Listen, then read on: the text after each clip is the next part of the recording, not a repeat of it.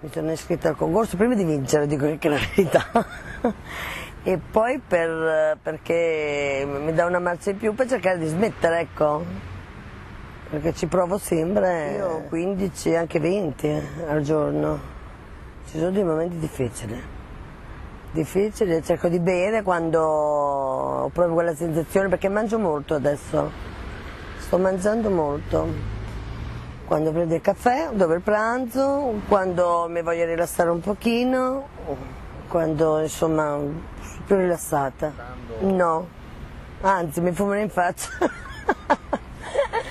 No. A casa per fortuna non fuma nessuno, sono i miei figli che mi incitano proprio: mamma smette di fumare, smette di fumare. Sì, quello sì, a casa sì, sul lavoro no. Ho cercato anche l'anno scorso ma non sono riuscita.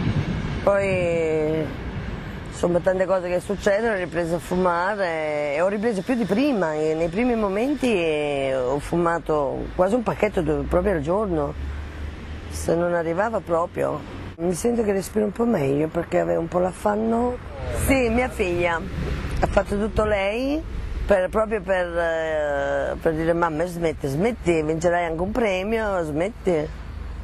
Un pochino sì, mi ha scritta lei, ho fatto tutto lei, d'accordo con me, dopo me l'ha detto. Ma mi accontenta anche della bici e della tuta, quella che c'è.